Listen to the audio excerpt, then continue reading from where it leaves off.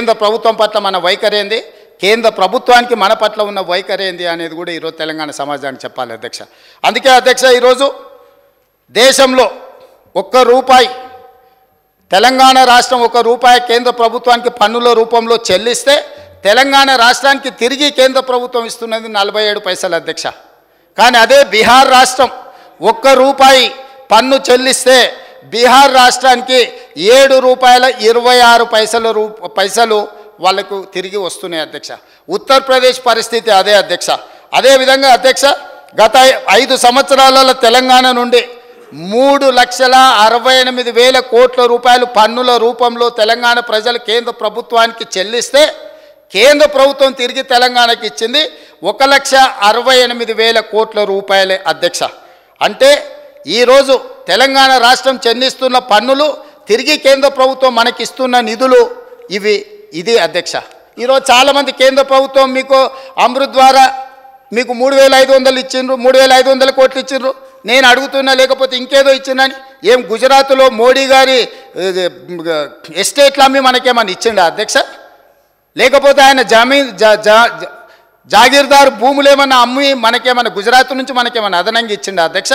తెలంగాణ రాష్ట్రం ₹3,68,000 కోట్ల పన్నుల రూపంలో 5 సంవత్సరాల కేంద్ర ప్రభుత్వానికి చెల్లిస్తే కేంద్ర ప్రభుత్వం తిరిగి మనకు విడుదల చేసిన నిధులు ₹1,68,000 కోట్ల మాత్రమే. ఇది ఎవరి దయా దాక్షిణ్యం కాదు, ఎవరి ఆస్తులు మాన్యాలు అమ్మి తెలంగాణ రాష్ట్ర ప్రజలకు ఇవ్వలేదు అధ్యక్ష. ఇది ఎవరి దయా దాక్షిణ్యం కాదు, మన హక్కులు మనకి ఇవ్వకపోవడం వల్ల చట్టం రూపంలో పార్లమెంట్లో చేసిన శాసనాలను ఉల్లంఘించడం వల్ల ఇవాళ ఈ అంశం మీద ఇవాళ చర్చించాల్సిన పరిస్థితి వచ్చింది అధ్యక్ష. అదేవిధంగా అధ్యక్ష ఈరోజు నేను ఇంకొక మాట చెప్పదలుచుకున్నాను అధ్యక్ష. ఎట్లా అంటే 5 దక్షిణాది రాష్ట్రాలు చెల్లిస్తున్న పన్నులు ఎంత, తిరిగి 5 దక్షిణాది రాష్ట్రాలకు కేంద్ర ప్రభుత్వం ఇస్తున్నది ఎంత, ఒక్క ఉత్తరప్రదేశ్కి ఇస్తున్నది ఎంత అనేది కూడా ఇవాళ చర్చించాల్సిన అవసరం ఉన్నది అధ్యక్ష.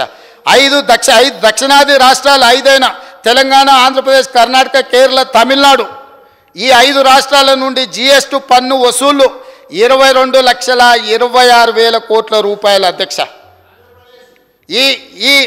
ఈ ఏమైంది ఆంధ్రప్రదేశ్కి బాగానే ఉంది.